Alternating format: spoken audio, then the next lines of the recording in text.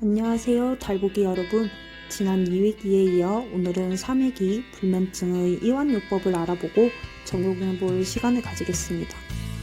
영상 시청하기 앞서 아래 유튜브 댓글에 출석했다고 작성해주시면 감사하겠습니다. 3회기 시작하기 앞서 2회기 시청해보셨나요? 간단한 퀴즈를 통해 지난 회기를 복습하도록 하겠습니다. 먼저 첫 번째 질문입니다. 비약물적 치료는 잠자리에 들 때 과각성 상태를 늘리는 것을 목표로 하는 치료이다. 지난 회기를 열심히 시청하셨다면 정답을 고르는데 어려움이 없었을 거라 생각합니다. 자, 그럼 정답을 고민해 볼 시간을 가지겠습니다.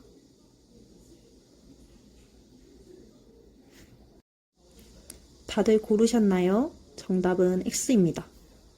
X인 이유는 다음과 같습니다. 비약물적 치료는 불면증의 지속 요인을 조절하고 잠자리에 들기까지 과각성 상태를 늘리는 것이 아닌 줄이는 것을 목표로 하는 치료입니다. 두 번째 질문입니다. 비약물적 치료의 부작용은 낮 동안 졸림, 수면 시간 제한이 있는데 이는 장기적이다. 다들 고민해 볼 시간을 가지겠습니다.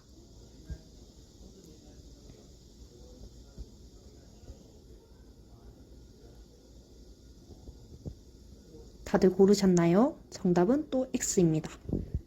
이유를 알아보겠습니다. 장기적이지 않습니다. 일시적이며 이완요법을 통해 수면 시간을 늘려나감으로써 해결할 수 있습니다. 여기까지 다들 맞추셨나요? 마지막 질문으로 넘어가겠습니다. 마지막 질문입니다. 불면증의 약물 치료는 초반에 빠른 효과가 있으나 남용 또는 의존하게 되는 문제가 있습니다. 정답은 O입니다. 실제 진료 현장에서는 빠른 호전을 위해 약물 치료를 우선하게 되는 경우가 많고, 이러한 약물은 초반에 빠른 효과는 보이나 남용 또는 의존하게 되는 경우가 흔합니다. 질문 3개가 조금 어려웠을 수도 있으리라 생각합니다.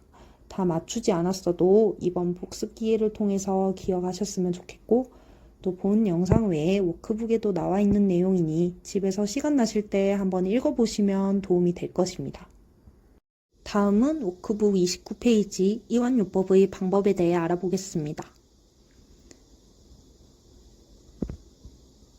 스트레스나 긴장, 불안감 등은 사람을 각성되게 하고 수면을 잘 이루지 못하게 만듭니다.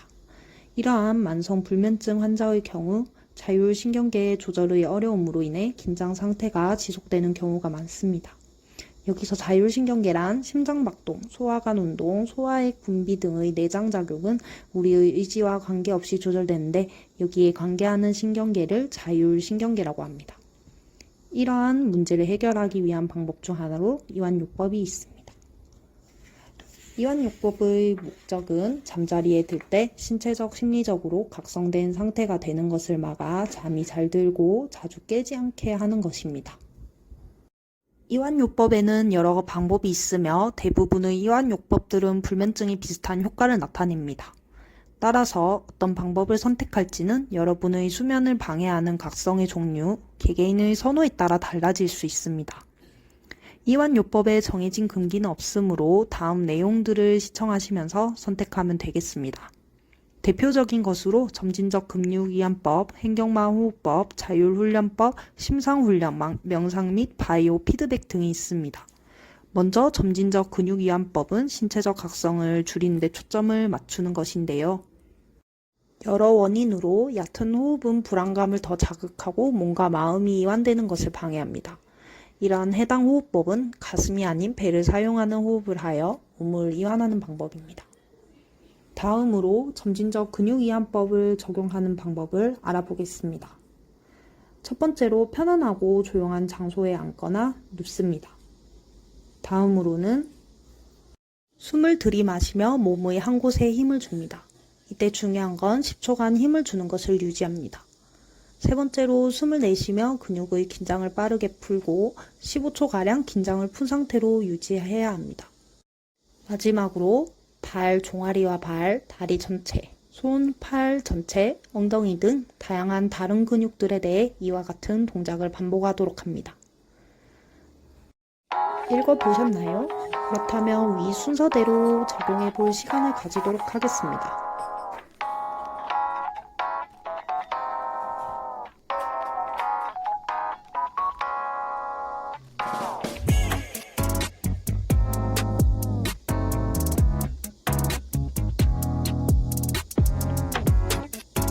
다음으로 행경마 호흡법을 알아보도록 하겠습니다.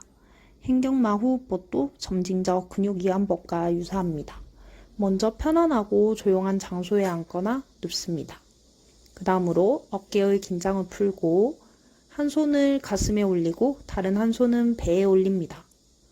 2초간 코로 숨을 천천히 들이마시는데 이때 중요한 것은 공기가 코로 이동하고 배를 지나서 배가 확장이 되는 것을 느끼도록 합니다. 마지막으로 입술을 내미는데 이때 빨대로 음료를 마실 때와 같은 모양을 만듭니다. 다음 배를 부드럽게 누르며 대략 2초에 걸쳐 천천히 숨을 내뱉으세요. 천천히 읽어보셨나요? 행경마 호흡법도 순서대로 적용해 볼 시간을 가지겠습니다.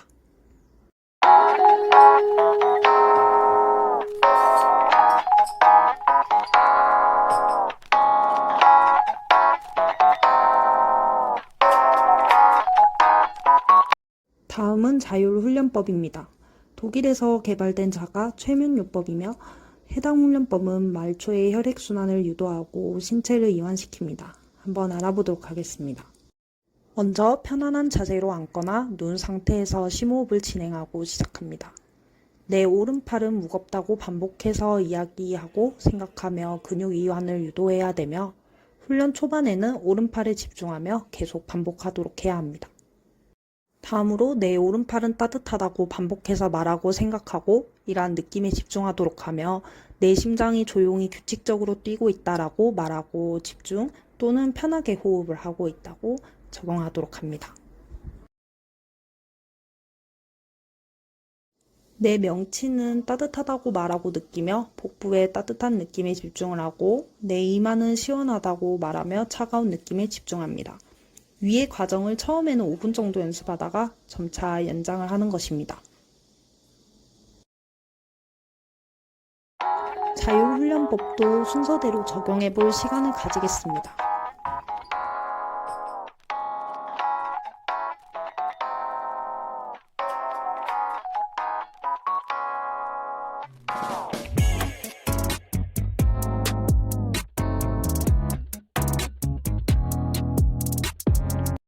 마지막으로 심상훈련법입니다. 다들 잘 따라오고 계신가요?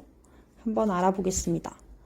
먼저 편안한 자세로 앉아서 눕거나 눈을 감고 마음을 편안하게 해주는 이미지를 떠올리도록 하며 심상훈련에 사용할 이미지를 정해서 기록을 하고 나중에 사용하는 것이 도움이 됩니다.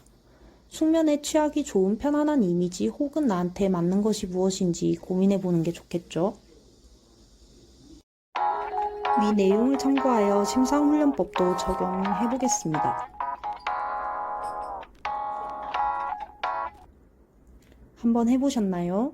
이완요법을 시행할지 결정할 때 가장 중요한 점은 우선 이러한 이완요법을 최소 2에서 4주 동안 매일매일 성실히 할 수 있느냐이며 두 번째로 중요한 점은 이완요법이 얼마나 각성 상태를 줄일 수 있느냐입니다.